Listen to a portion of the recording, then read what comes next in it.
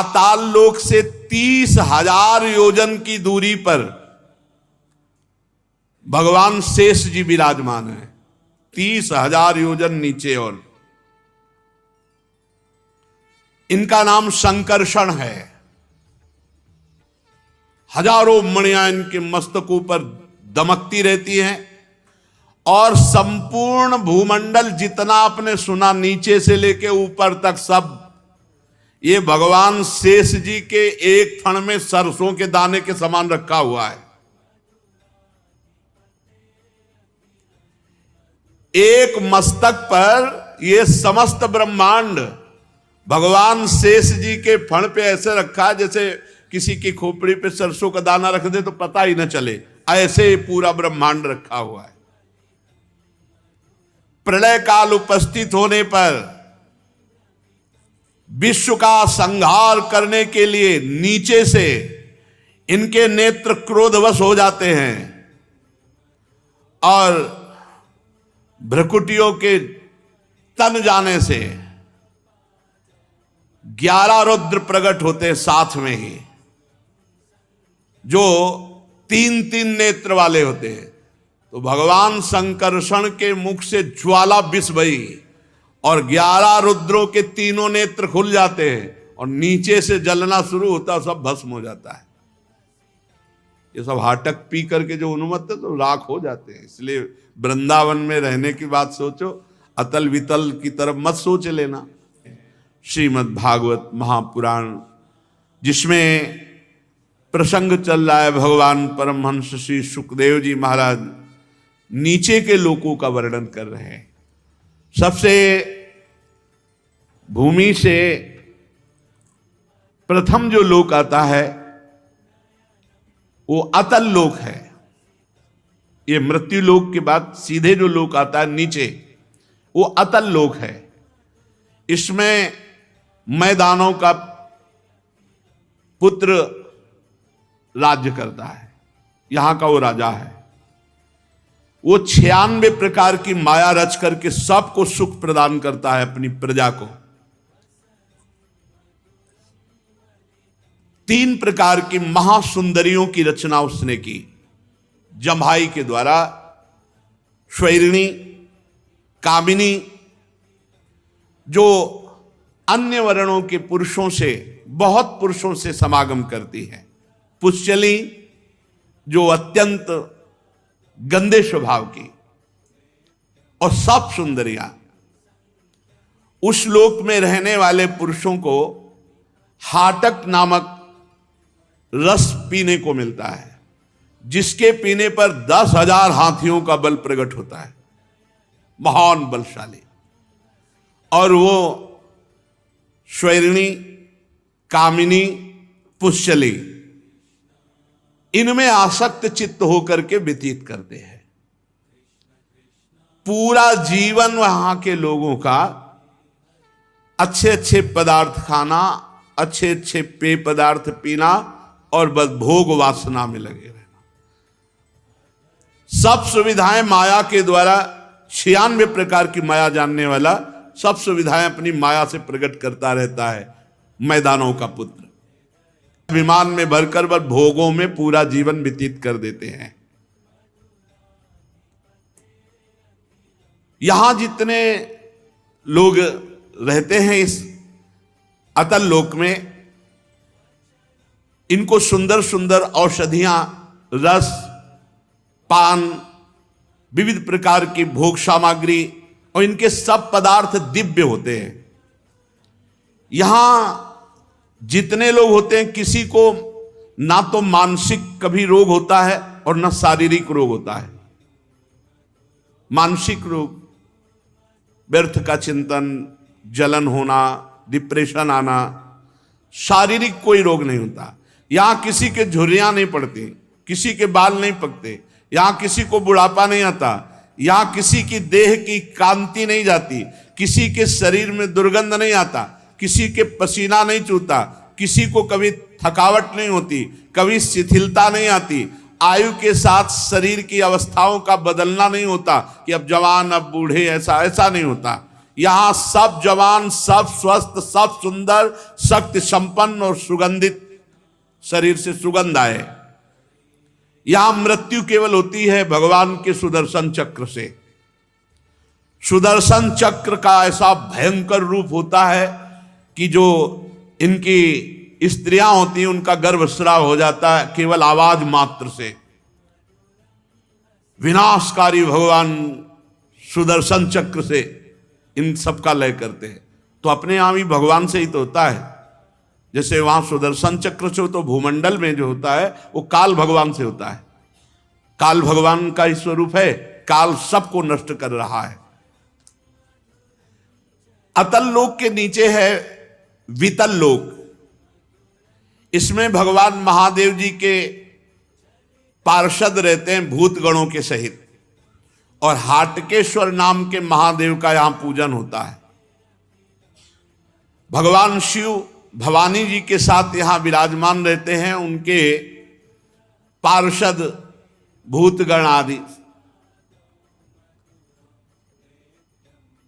दोनों के तेज से एक हाटक नाम की श्रेष्ठ नदी निकली है, पार्वती जी और भगवान शंकर के तेज से। वो प्रज्वलित अग्नि के समान जो नदी बह रही, ऐसा लगता प्रज्वलित अग्नि है, तेजोमय जल। और जो वहां जल के नीचे जमा हुआ होता है हाटक नाम का दिव्य सोना होता है। ये बहुत दिव्य है। उससे बने हुए आभूषण सदैव चमकते रहते हैं, कांतिवान रहते हैं। तो वहां जितने भी भूतगण और वासी हैं बीतल लोक में, वो सब इसी सोने के आभूषण आदि धारण करते हैं। वहां महादेव जी, भवानी जी और उनके पार्षदगण ये बीतल लोक में रहते हैं। बीतल लोक के नीचे है सुतल लोक। इसमें महायशस्वी पवित्र कीर्ति विरोचन पुत्र परम भागवत बलि जी महाराज रहते हैं सुतल लोक में। भगवान ने इंद्र का प्रिय करने के लिए अदिति के गर्भ से वामन अवतार धारण किया था और इनसे 3 पग पृथ्वी मांगी थी। बलि जी ने दिया भी। भगवान ने पूरा लीला चरित्र तो आगे है। भगवान ने बांधना चाहा बलि जी को, लेकिन प्रेम बंधन में स्वयं बंध करके आज भी सुतल लोक में निवास करते हैं। जैसी बलि जी को संपत्ति मिली वैसी इंद्र के पास है ही नहीं। परम पूज्यतम महामहिम भगवान आज भी निर्भयता पूर्वक बलि को निर्भय प्रदान करने के लिए द्वार में खड़े हुए वामन भगवान के रूप में सुतल लोक में। परमात्मा भगवान वासुदेव को भूमि दान किया तो भगवान स्वयं द्वारपाल बन खड़े हैं। और सुतल लोक का ऐसा ऐश्वर्य कि देवराज इंद्र के पास नहीं। ये तो हुआ नाशवान, लेकिन अविनाशी भगवान स्वयं प्रतिपल दर्शन दे रहे हैं। और महिमा विख्यात महाभागवत बलि की, भला भगवान से जुड़ जाने का केवल सुतल लोक ही फल होगा क्या? यस्य हावाव छुत पतन प्रस्खलनादिषु विवशः सकरन नामाभिग्रहण पुरुषा कर्म बंधन मंजसा विधुनोति यस्य हैव प्रतिबाधनम मुमुक्षोन्यथैवोपलभन्ते। कह रहे हैं जिन भगवान का गिरते, छींकते, फिसलते समय एक बार भी बोल दे कृष्ण गोविंद हरि, उसके कर्म बंधन कट जाते हैं। तो जिन्होंने अपना सर्वस्व बलि ने दे दिया उनको केवल सुतल लोक की संपत्ति मिलेगी क्या? नहीं, सारे कर्म बंधन कट गए। भगवान की उनको निरंतर सानिध्य प्राप्ति हुई। जो भगवान का आश्रय ले लेते हैं, अपने आप को भगवान को समर्पित कर देते हैं तो ये लोक लोकांतर के सुख तो ऐसे ही ब्याज में समझो, मूल तो उन्हें भगवान का सानिध्य मिलता है, भगवद स्मृति मिलती है, परम पद प्राप्त होता है। अतएव संयमी भक्त कभी भगवान से इन लोकों के सुख नहीं मांगते, वो भगवान से भगवान की प्राप्ति चाहते हैं। सदैव आपको देखता रहूं, आपकी सेवा करूं, आपके सानिध्य में रहूं, यही फल।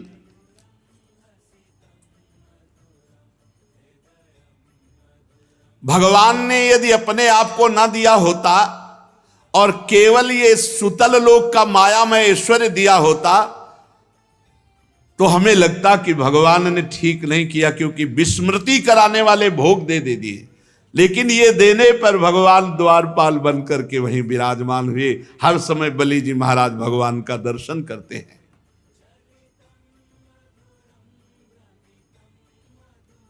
जिस समय कोई और उपाय न देखकर भगवान ने याचना के लिए सर्वलोक महेश्वर होकर बलि के सामने भिक्षुक बनकर के गए, तो इस महापुरुष ने शरीर सहित संपूर्ण दान कर दिया। भगवान ने 2 पग में सब ब्रह्मांड नाप लिए, कहा तीसरा पग कहां? तो उनका प्रभु 2 में संपत्ति नापी, तीसरे में संपत्तिवान को नाप लीजिए। और कैसे भगवान वरुण पास में, जिसमें प्रतिपल महान कष्ट है, उसमें बांधा था बलि जी को। ऐश्वर्यशाली इंद्र को बना दिया, पर कार्य सिद्ध बलि का किया। बलि को भगवान मिले, इंद्र को त्रिभुवनपति मिला। क्या? इसलिए बुद्धिमान वही है जो भगवान का भजन करके भगवान की भक्ति मांगे, भगवान का भजन मांगे, भगवान की दास्ता मांगे, भगवान से ये भोग सुन के ना मांग ले इस नया स्वप्न है, ये कुछ नहीं।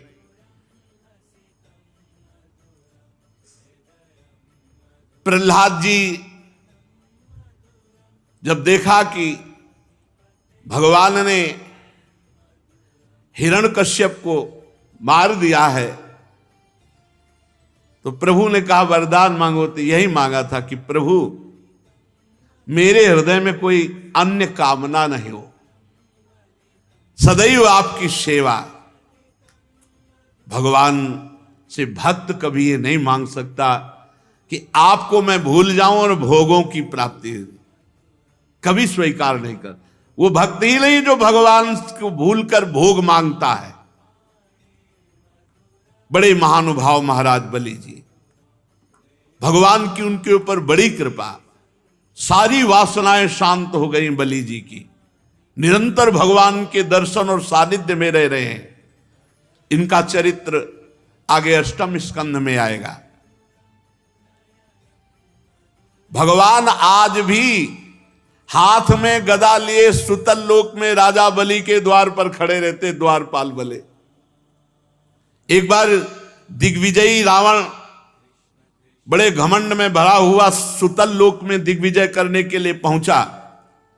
भगवान ने एक पैर की ठोकर मारी, लाखों योजन दूर गिरा, जाकर के दरवाजे के अंदर ही नहीं घुसा, सुतल लोक में ही नहीं घुसने दिया।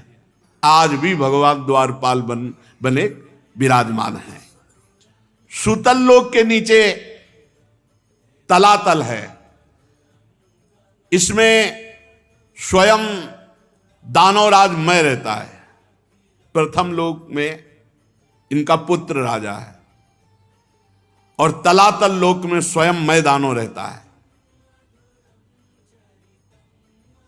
तीनों लोकों को शांति प्रदान करने के लिए भगवान शंकर ने ये जो 3 पुर बनाए हुए थे मैदानों ने, उनको भस्म कर दिया था। आज भी वहां छुप करके रह रहा है। पूरा शासन है तलातल राज्य में इसका। वो परम मायावी, मायावियों का परम गुरु है और महादेव जी इस पर बहुत प्रसन्न भी हैं और महादेव जी के द्वारा वो सुरक्षित है। इसलिए भगवान के सुदर्शन चक्र का भी कोई भय वहां नहीं है, क्योंकि महादेव जी वहां सुरक्षा करते हैं। वहां के निवासी कोई ऐसा नहीं है जो मैदानों के आदर और सम्मान और आज्ञा का पालन न करता हो, वहां जब विनाश होता है तो महादेव जी का ही अपराध करने पर होता है। सुदर्शन चक्र से भी वहां भय नहीं है, क्योंकि महादेव जी द्वारा सुरक्षित है, तो महादेव जी के द्वारा होता है वहां जो विनाश होता है।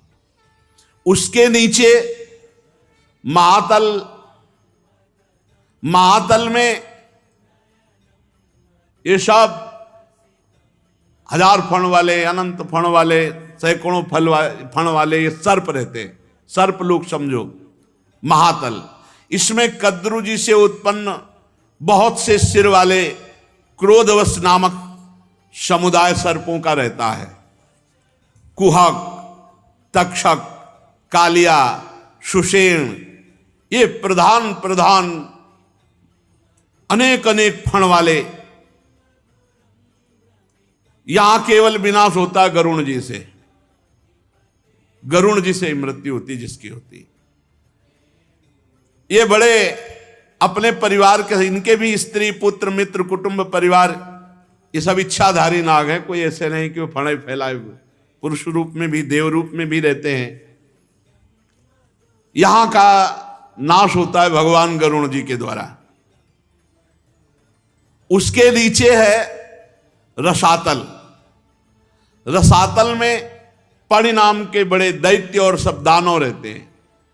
यहां निवात कवच, काले, हिरण्यपुरवासी, ये सब महान बलशाली दैत्य रहते हैं। देवता सदैव इनसे भयभीत रहते हैं, ऐसे बलवान ये हैं। ये जन्म से बलवान महान साहसी होते हैं। रसातल में इनमें आपस में कभी द्वेष नहीं होता। इनका संपूर्ण लोकों पर प्रभाव है। ये डरते हैं तो केवल भगवान श्री हरि के तेज से डरते हैं। निवात कवच, काले, हिरण्यपुरवासी, परिणाम के दैत्य, ये भगवान से ही डरते हैं, दूसरे किसी से नहीं। रसातल के नीचे सबसे पाताल है, वहां भी सर्पलोक ही है। शंख, कुलिक, महाशंख, श्वेत, धनंजय, धृतराष्ट्र, शंखचूड, कंबल, अश्वतर, देवदत्त, ये बड़े भयानक क्रोधी महान विषधारी ये नाग रहते हैं। इस पाताल में वासुकी प्रधान है, यहां के वासुकी नाग प्रधान है। यहां किसी के 5, किसी के 7, किसी के 10, किसी के 100, किसी के 1000 फणों में मणियां दमकती रहती है। पाताल लोक में इन्हीं सर्प मणियों से प्रकाश होता है। पाताल लोक तक तो ये 7 लोक वर्णन हुए। पाताल लोक से 30,000 योजन की दूरी पर भगवान शेष जी विराजमान है। 30,000 योजन नीचे। और इनका नाम संकर्षण है। हजारों मणियां इनके मस्तकों पर दमकती रहती हैं। और संपूर्ण भूमंडल जितना आपने सुना, नीचे से लेके ऊपर तक, सब ये भगवान शेष जी के एक फण में सरसों के दाने के समान रखा हुआ है। एक मस्तक पर ये समस्त ब्रह्मांड भगवान शेष जी के फण पे ऐसे रखा है जैसे किसी की खोपड़ी पे सरसों का दाना रख दे तो पता ही न चले, ऐसे पूरा ब्रह्मांड रखा हुआ है। प्रलय काल उपस्थित होने पर विश्व का संहार करने के लिए नीचे से इनके नेत्र क्रोधवश हो जाते हैं और भ्रकुटियों के तन जाने से 11 रुद्र प्रकट होते हैं साथ में ही, जो 3-3 नेत्र वाले होते हैं। तो भगवान संकर्षण के मुख से ज्वाला विष भई और 11 रुद्रों के तीनों नेत्र खुल जाते हैं और नीचे से जलना शुरू होता है, सब भस्म हो जाता है। ये सब हाटक पी करके जो उन्मत्त है तो राख हो जाते हैं। इसलिए वृंदावन में रहने की बात सोचो, अतल वितल की तरफ मत सोच लेना। ये सब नाशवाना ब्रह्म स्तंभ पर्यंतम सर्वम मायामयम जगत सत्यम सत्यम पुनः सत्यम हरे नामैव केवलम। जो नाम जप कर रहे भगवान के धाम में विराजमान है, महाप्रलय की पवन वहां स्पर्श ही नहीं करती। भगवान संकर्षण बहुत गोरे हैं, बहुत गौर वर्ण के हैं। चरण कमलों के गोल गोल स्वच्छ और अरुण वर्ण नखमणियों की पंक्ति के समान दे दीप्यमान हैं। प्रधान प्रधान भक्तों के सहित अनेकों नागराज अनन्य भक्ति भाव से भगवान संकर्षण के चरणों में प्रणाम करते हैं। तब उन्हें उन नखमणियों में अपने कुंडल कांति मंडित कमनी कपोलों वाले मनोहर मुखारविंदों की मनमोहिनी झांकी होती, उनका मन आनंद से भर जाता है। नागराज की कन्याएं भगवान संकर्षण के चरणों की उपासना करती है। देवता असुर नाग सिद्ध गंधर्व विद्याधर मुनिगण कोई ऐसा नहीं जो भगवान शेष जी की आराधना न करे। वही लक्ष्मण जी के रूप में है, वही बलराम जी के रूप में है। भगवान संकर्षण के नेत्र निरंतर प्रेम मद से टपकते रहते हैं, नेत्रों से आंसू टपकते रहते हैं और वो भगवान के चिंतन में प्रेम में विह्वल रहते हैं। और जब बड़े बड़े सनकादि ऋषि एकत्रित होते हैं तो वे भगवान की महिमा का गायन करते हैं। भगवान शेष जी नीलांबर धारण किए हुए हैं, कानों में केवल एक कुंडल पहनते हैं और हाथ में हल और मूषल ये धारण करते हैं। उदार लीला भगवान संकर्षण गले में बैजंती माला धारण करते हैं। सुवर्ण की बहुत सुंदर श्रृंखलामयी अद्भुत कांति तुलसी की गंध से मतवारे होकर भौरे गुंजार करते हैं। इस प्रकार भगवान अनंत महामहात्म श्रवण और ध्यान करके मुमुक्षुओं को मोक्ष प्रदान करते हैं, कर्म वासना की ग्रंथि का भेदन कर देते हैं। ब्रह्मा जी नारद जी सब भगवान संकर्षण की महिमा का गान करते हैं। चाहे भोग चाहे मोक्ष चाहे, एकमात्र भगवान की ही आराधना करनी चाहिए। श्री परीक्षित जी ने पूछा कि प्रभु ये मनुष्य को नीची ऊंच योनियां क्यों प्राप्त होती हैं, गतियां क्यों प्राप्त होती हैं, दुख क्यों प्राप्त होता है? हमने सुना है नरक की भी प्राप्ति होती है। तो श्री सुखदेव जी ने कहा, राजन ये जो तुम लोक लोकांतर में उत्तम मध्यम नीच गतियां देख रहे हो, ये इसलिए होती हैं कि सतोगुण रजोगुण तमोगुण 3 प्रकार के गुण हैं और इन्हीं गुणों के अनुसार कर्म होते हैं और कर्मों के अनुसार विभिन्न गतियां होती हैं और हर कर्म का फल भोगना पड़ता है। कोई भी कर्म भोगना पड़ेगा, सबको भोगना पड़ेगा। कर्ता को अपने कर्म का फल भोगना ही पड़ेगा। तो जब कोई रजोगुणी तमोगुणी प्रधान वृत्ति वाला हो जाता तो उससे पाप कर्म बनता है और पाप कर्म का फल उसे नरक में भोगना पड़ता है। और हजारों तरह की नरक गतियां हैं, उनको भोगना पड़ेगा। तो परीक्षित जी ने कहा, भगवान अभी तक तो आपने बताया ऊंची नीची गतियां, नरक, ये नरक कहां है? पृथ्वी में ही भोगना पड़ता है या त्रिलोकी के भीतर बाहर कहां है नरक? है भी कि केवल कहा ही जाता है? परीक्षित जी ने पूछा, है भी ये कहां है, नरक है कहां? श्री सुखदेव जी महाराज ने कहा, राजन ये त्रिलोकी के भीतर ही है। ये पृथ्वी से नीचे जल के ऊपर दक्षिण दिशा में विराजमान है। ये पृथ्वी लोक में दक्षिण दिशा में पृथ्वी से नीचे जल के ऊपर विराजमान है। उस नरक लोक में सूर्य भगवान के पुत्र पितृराज भगवान यमराज का शासन है और वो अपने यमदूतों के साथ, यमगणों के साथ रहते हैं। जो भगवान का भजन नहीं करते, शास्त्र विरुद्ध पापाचरण करते हैं, भगवान यमराज के दूत जबरदस्ती उनको मारते पीटते हुए यहां लाते हैं और उनके दुष्कर्म पाप कर्म का फल उनको भोगना पड़ता है। प्रधान 21 हैं। प्रधान का मतलब होता है जैसे भारत में उत्तर प्रदेश, तो अब उत्तर प्रदेश हुआ प्रधान। अब इसमें कितने जिले हैं, कितने इसमें कस्बे हैं, नगर हैं, गांव हैं।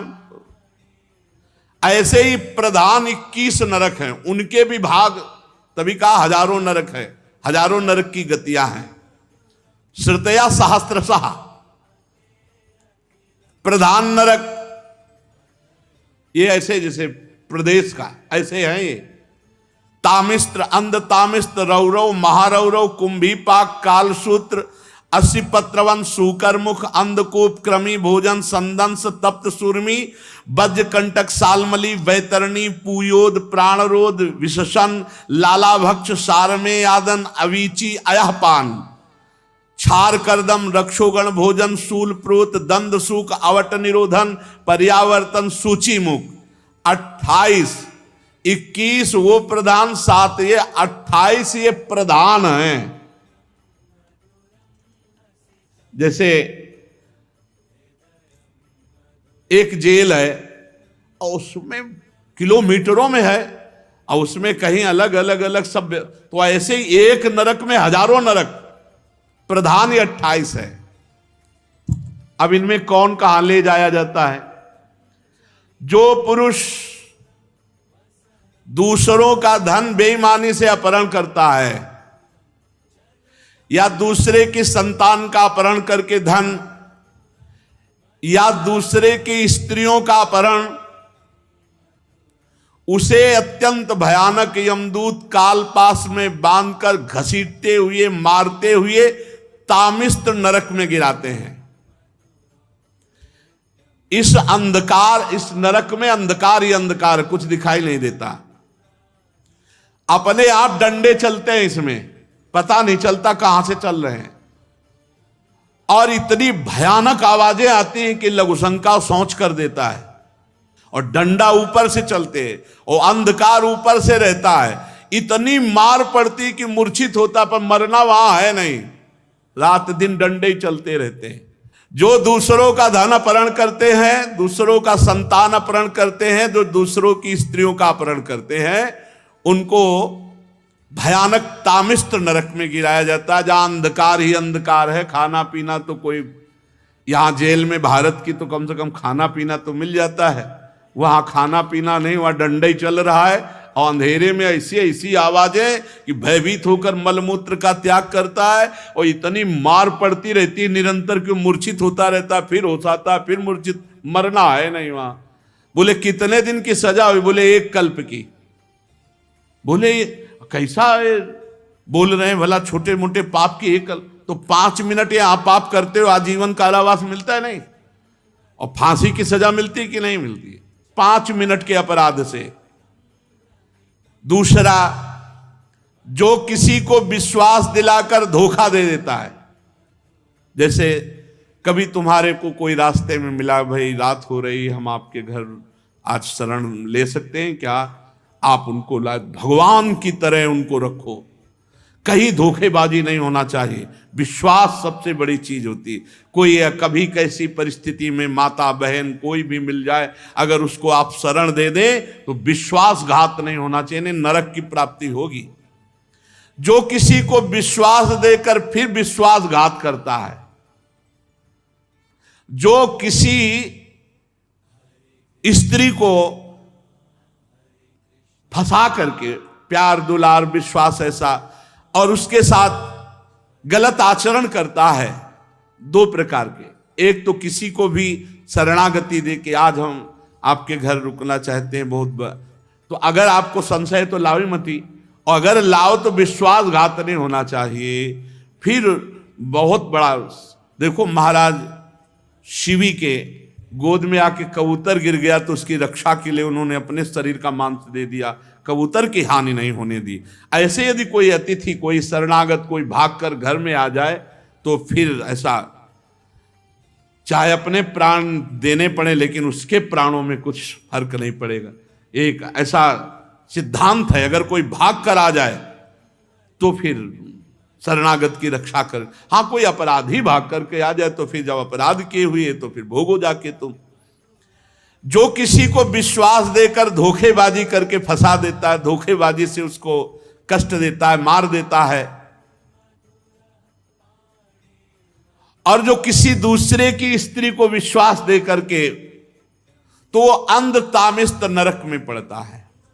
वहां क्या होता है कि वहां ऐसे यंत्र लगे हुए हैं कि उनमें फेंक दिया जाता है, टुकड़े टुकड़े होकर गिरता, फिर मनुष्य बन गए, फिर फेंका गया, फिर ऐसे काटा जाता है। इतनी भारी दुखमयी वेदना होती है कि सब सुध बुध खो बैठता है। इसीलिए इसका नाम अंध तामिस्त नरक है। इसमें भारी कष्ट ही कष्ट है विश्वासघाती पर स्त्री गमन करने वाले को। और यहां इस लोक में जो शरीर का अभिमान करके कि मैं बलवान, मैं धनवान, मैं ऐसा, और दीन दुखियों को सताता है, द्रोह करता है, बहुत ही नीच प्रवृत्ति आ जाती जब अहंकार उत्पन्न हो जाता है, बहुत नीच प्रवृत्ति।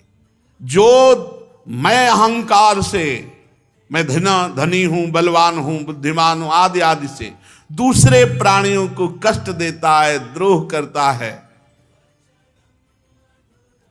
और दूसरों से छीन छीन करके विलासिता, सबको उसमें रहना चाहिए। जब ये ऐसे लोग शरीर छोड़ते हैं तो ये अपने पाप के कारण रौरव नरक में गिराए जाते हैं। जो अहंकारी, जो दूसरे के धन, दूसरे की वस्तुएं, दूसरों को द्रोह करना, दूसरों को कष्ट देना,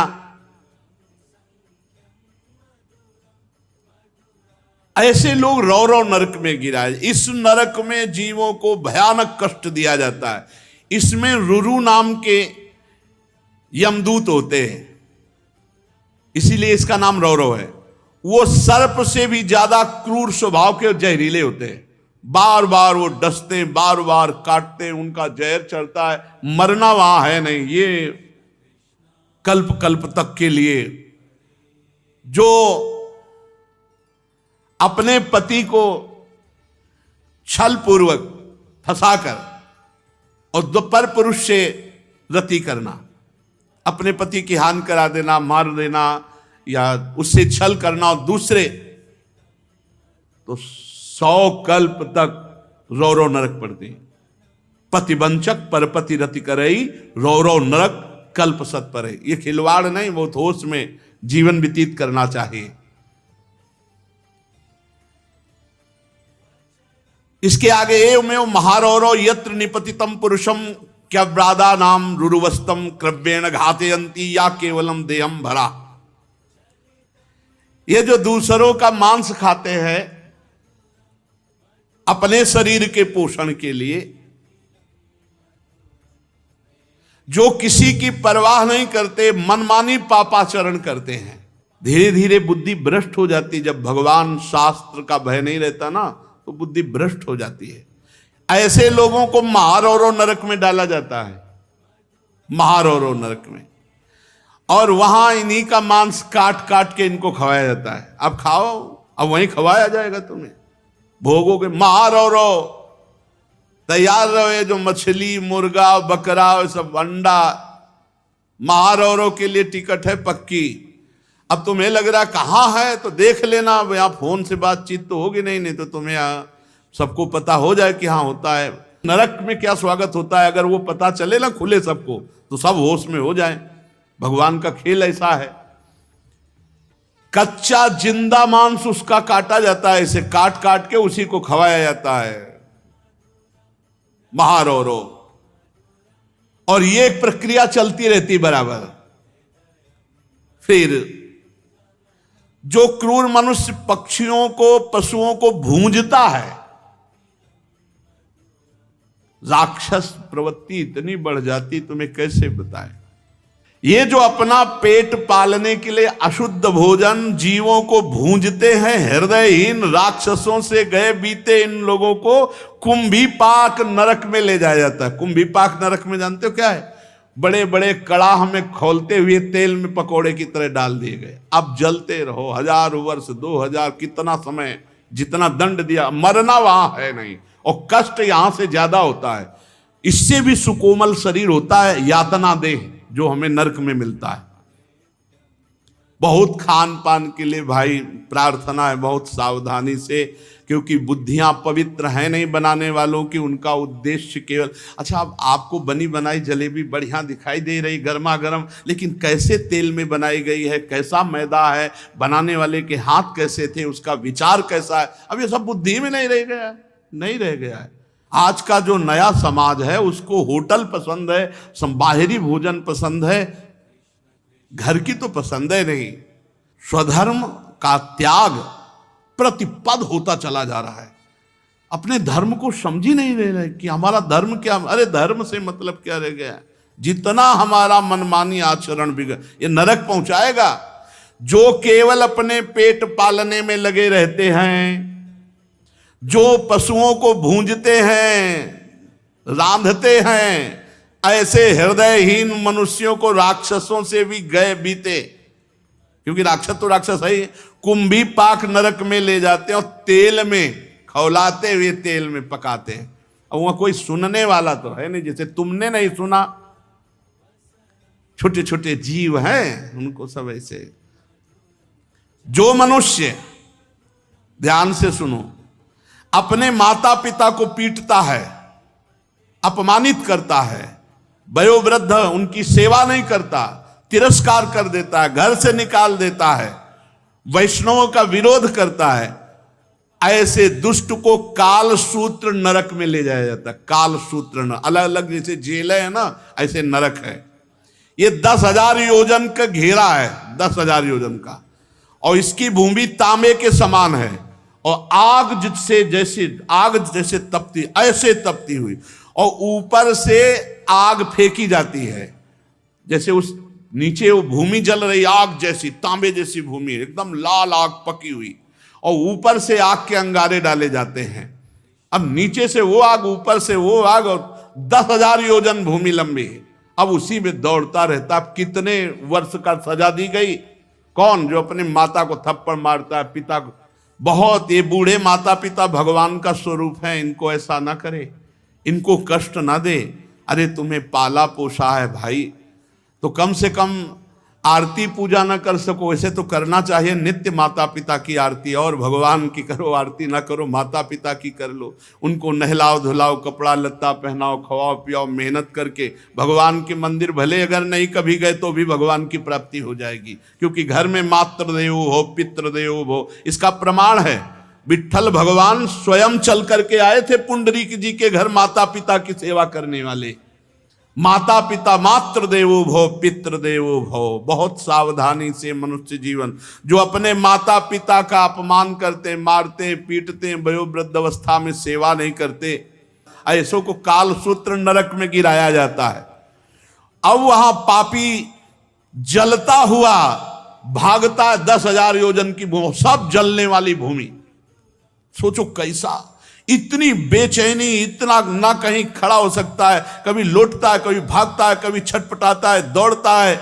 उस नर पशु के जितने रोम होते हैं उतने 1000 वर्ष तक उसे भोगना पड़ता है काल सूत्र नरक में, जो वैष्णवों को, ब्रह्म ऋषियों को दुख देता है, माता पिता को मारता पीटता है। ऐसा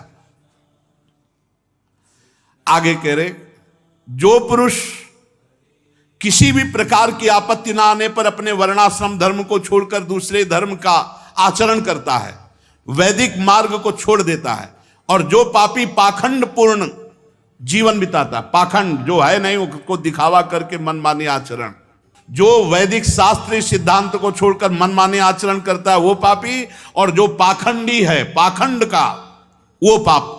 इन तीन पापियों को, तीन प्रकार के पाप करने वालों को अश्री पत्रवन नामक नरक में डाला जाता है, जहां यमराज के दूत जैसे कांटे होते हैं ना, ऐसे कोड़े होते हैं, ऐसे कोड़ों से पीटते हैं।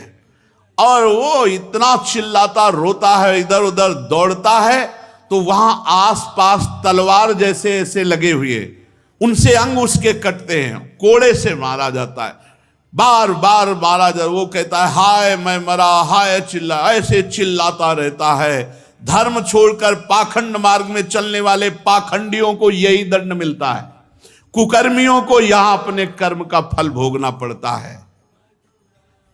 हे राजन, जो इस लोक में राजकर्मचारी पद पर होकर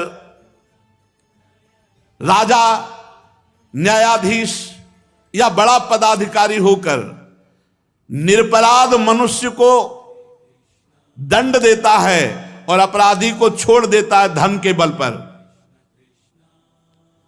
निरपराध निर्दोष को दंड देना, दोषी को मुक्त कर देना, उस महापापी को जो घूस लेकर के, चाहे कोई हो, न्यायाधीश पद हो, चाहे बड़ा राजकर्मचारी पद हो, चाहे जो पद हो, जो अपराधी से पैसे लेकर निरपराधी को दंड देता है, निर्दोष को दंड देता है, उस पापी को सूकर मुख नरक में गिराया जाता है।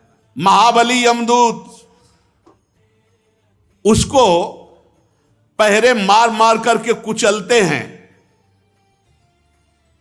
पूरे अंगों को ऐसे लेटा करके, बड़े बलवान हैं, अब गदा आदि से मार मार करके उसके अंगों को कुचलते हैं।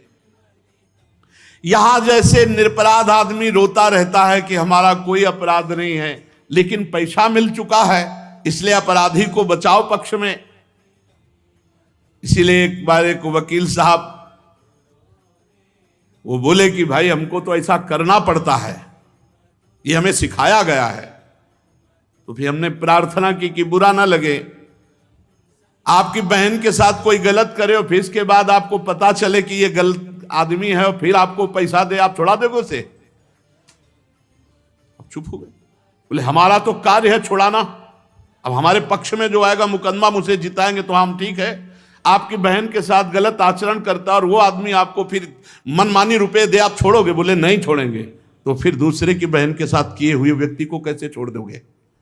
तुम्हारे भाई के साथ कोई घटना घटी हो, कोई ऐसा अमंगल किया हो और जानते हो तो आप नहीं छोड़ सकते, चाहे करोड़ों रुपया दे। फिर हमारा भारत, हमारे सब भाई ही हैं, हमें चाहिए तभी हमारे दोष कम होंगे समाज में, जब सत्य का पालन किया जाए। पर रुपया तो भैया, ये रुपये का फल खुला लिखा हुआ है, इसमें यस्वी ही वही राजा राजपुरुषो व अदंडे दंडम प्रणयति। अदंडे दंडम, वो दंड का अधिकारी नहीं, निर्दोष है, फिर भी उसे दंड दिया जा रहा है क्योंकि रुपए के बल से। तो क्या होगा? बोले उसको सूकर मुख नामक नरक में गिराया जाएगा, जहां महाबली यमदूत उसके अंगों को कुचलते हैं। इस लोक में जो निरपराध प्राणियों को सताता है, जब कोई निरपराध प्राणी रोता है तो उसके जितने आंसू होते हैं उतने हजार वर्षों तक ये पीड़ा उसको भोगनी पड़ती है। इस लोक में जो अन्य जीवों के पीस करके बोले नहीं, वो उसका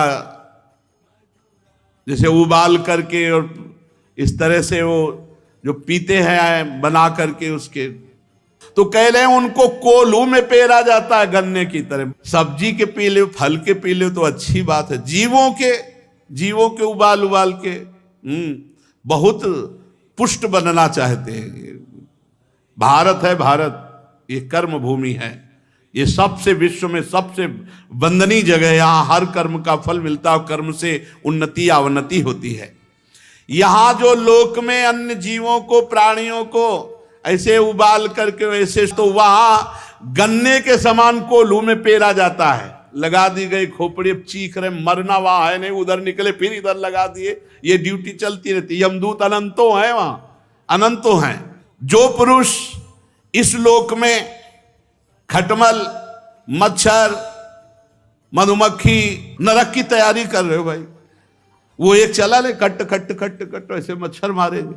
अरे भाई अलग अलग पूरी सृष्टि है, भगवान ने बनाई, उनका स्वभाव बनाया, उनके लीवर नहीं है, सीधा पचा पचाया खून पी के वो जीवित रहते। उड़ा दो जान से, उसको मार ही दिया एकदम। जो खटमल को, मच्छर को, जैसे बिच्छू है, सर्प, आप इनको हटा दीजिए, थोड़ी देखा तो मार ही दो, मारने के लिए आदेश नहीं, हटा दीजिए, उनको दूर हटा दीजिए। अब मच्छर ऐसे हटा दे उड़ जाएंगे। अब ऐसे करने में अब पता नहीं कि बैठा है कि नहीं, वैसे कर दिया वो बात अलग, लेकिन जान के कि बैठा है उड़ा दे, उसको मारो मत। जो इन जीवों को मारता है तो भगवान ने इनकी वृत्ति बनाई। अब जैसे बीछी है, उसको कहीं भी छू जाओगे तो डंक मारेगी। सांप है, उसके शरीर को कहीं भी टच हो जाएगा आपका तो फण मारेगा उसके, और हाथ पैर तो है नहीं। तो इन जीवों का स्वभाव बनाया है भगवान ने, लेकिन रहने की सबकी व्यवस्था है। ऐसा नहीं है कि तो जैसे खटमल है, मच्छर है, छिपकली है, बिच्छू है, सर्प है, भगवान ने इनका स्वभाव बनाया है। आप मनुष्य विवेक के द्वारा अपनी रक्षा करो, आप इनको मारो नहीं कि घर की छिपकली निकालो, मार, उनको मार के फेंक दिया, सांप देखा मार दिया, बिच्छू, ये मारने के लिए थोड़ी आदेश है, आपको मारने का अधिकार नहीं है। आप इनसे अपने आप को बचा लीजिए। भगवान ने उनकी ऐसी वृत्ति बना दी है, उनको ये थोड़ी महसूस होता है कि हमारी इस चेष्टा से दूसरे को कष्ट हो रहा है, उनको महसूस नहीं होता। किंतु मनुष्य को भगवान ने बुद्धि दी है, उसको पता है कि इसको कष्ट दे रहे हैं हम, तो इसलिए पशु, मृग, पंछी, सांप, मच्छर, जूं, खटमल, मक्खी, जितने भी जीव हैं, इनसे द्रोह मत करो, अपने को बचा लो। और जो इनसे द्रोह करता है, इनको मारता है, तो उसको फिर इस नरक की प्राप्ति होती है। इसका नाम है अंधकूप नरक। इस अंधकूप में छोड़ दिया गया। अब यहां बड़ी विषैली गैस है, अंधकार है, बस उसी में पाओ। जितने जीव मारे हैं ये सब वहीं मिलेंगे। अब वहां मार सकते नहीं, तुम इतना काट रहे हैं, क्योंकि वो सब यमदूत हैं, भगवत पार्षद, वो मरने वाले तो है नहीं कि तुम्हारे मारने से मच्छर मर जाएगा। वहां बड़े बड़े मच्छर, सुई जैसे उनके मुंह, और अब वहीं अंधकार है और गैस है, सांस लेने में परेशानी, बहुत कष्ट। जो मनुष्य इस लोक में बिना पंचयज्ञ किए खाता है, पंचयज्ञ उसे तो बलि वैश्य देव पर अब कोई जानते नहीं, तो इतना तुम समझ लो कि पहली बार जो भोग बने तो श्री भगवान को एक थाली में निकालो, एक रोटी गाय को निकालो, और एक रोटी ऐसी जगह टुकड़े डालो जहां पक्षी, कौवा आदि ये सब चुन ले। अगर भगवान को भोग लगा दिया है, गाय को रोटी निकाल दी है, और आपने पक्षी आदि के लिए डाल दी है, फिर इसके बाद बाहर निकलकर दरवाजे में देखो कोई अतिथि तो नहीं, कोई भू। तो एक भगत बोल रहे थे कि तो और तो कोई दिखाई नहीं देता, संत जन तो अब दिखाई नहीं देते, घूमते ही नहीं है। ऐसा समय चल गया, घूमे तो मार डाले जाए, नहीं चल गया। देखो पाल घर में वहां वो घेर के मार, अरे यार तुम पशु आदमियों को संत वेश में, अरे भैया वो कोई ऐसे तो है नहीं कि रात रात में अंतर ध्यान हो जाएंगे, उनको बंद कर लेते, फिर पुलिस से जानकारी लेते। बहुत समय विचित्र है। अभी कल परसों एक कह रहे थे बाबा जी, बाबा जी बनना खिलवाड़ समझते हो क्या? पाखंड करके पेट पालना तो बात अलग है, चाहे जैसे पूरे जीवन लड़ना है, पूरे जीवन लड़ना है। कोई छोटी मोटी बात समझते हो? केवल भोजन मिल गया, कपड़ा मिल गया, रहने को मिल गया, इसी से थोड़ी बाबागिरी होती है। अंदर के विकारों को सहन बहुत कठिन मार्ग है। भगवान की शरण में निर्वाह हो जाए, नहीं तो बहुत कठिन मार्ग है, बहुत। हम कह रहे हैं 30 साल आप ठीक से चले, 30 साल कितना समय होता है, और 30 मिनट चूक कर दी, कोई माफ करने वाला नहीं। यह है बाबागिरी। 30 साल आप ठीक से चले, 30 मिनट चूक हो गई तो अपने 30,000 बार की चूक को क्षमा कर देंगे लोग, लेकिन आपकी 30 मिनट की चूक को नहीं क्षमा करेंगे। जिंदगी में एक बार हुई, नहीं क्षमा करेंगे। पूरा जीवन निर्वाह करना। पंच महायज्ञ वैसे तो बलि वैश्य देव बहुत जरूरी, पर अब कौन जानते ही नहीं बलि वैश्य देव, कौन जानता है बलि वैश्य देव, कौन जानता है, कहाँ जानता है। पितृतर्पण नित्य नित्य, कम से कम 5 आहुति तो अग्नि में स्वाहा बोले ही, तो सब चला गया। अब तो जूता पहने रसोई में खड़े खड़े वो उबल रहा है, वैसे ही खा रहे। राक्षसी विचारधारा, भागवतिक विचारधारा के कुछ लोग रह गए जो ये कि रसोई पवित्र रखो, भगवान को भोग लगना है, ऐसा कोई सी का जो भोग बना और उसमें वयोवृद्ध, बालक, रोगी, असमर्थ, अतिथि, पहले इनको घर में जो भोजन बने तो भगवान को अर्पित करने के बाद सबसे पहले वयोवृद्ध जो हैं, बालक हैं, जो रोगी हैं, अतिथि हैं, पहले इनको, बाद में और सब भोजन पाए। सबसे पहली थाल जो घर के वयोवृद्ध जन हैं उनके पास जानी चाहिए, जो रोगी है उसको, और जो अतिथि हैं उनको। फिर जो इस लोक में अच्छे अच्छे पदार्थ स्वयं पाता है और आए हुए अतिथि या वयोवृद्ध जो अपने द्वारा पोषित है उनको ऐसे, जो स्वयं की चाट के लिए ही सब भोग बनाता है, अरे कहां भगवान को भोग लगाओगे, आधा घंटा में सब ठंडा हो जाएगा, लाओ ऐसे ले, नहीं, बहुत धैर्य रखो, धैर्य रखो, प्रभु को भोग पहुंचा दो। बहुत धैर्य ना हो तो उनको भोग पाने दो, आप दूसरा गरम गरम निकाल लो भाई, पर भोग पहले प्रभु को। जो ऐसे खान पान के उन्माद युक्त तरीके अपनाते हैं, शास्त्र विरुद्ध आचरण करते हैं, उनको क्रम भोजन नामक नरक में गिराया जाता है। वहां 1,00,000 योजन का कीड़ों का कुंड है, उसी कुंड में छोड़ दिया, खाओ वो सब मवाद और कीड़े, ये सब भोगना पड़ता है। अच्छा देखो, माँ के गर्भ में रहे कैसी व्यवस्था थी, कितना घृणित, लेकिन रहे ना, ऐसे नरक में है, हमारी सभी स्मृति खत्म हो चुकी है। कीड़ा बनकर रहना पड़ता है या कीड़े में फेंक दिया जाता है, वो बहुत कष्ट पाता है, उन्हीं कीड़ों को खाता है, उन्हीं कीड़ों के बीच में रहता है। ऐसे बहुत से आगे नरकों का वर्णन, शेष चर्चा आगे। श्री राधा वल्लभ लाल की।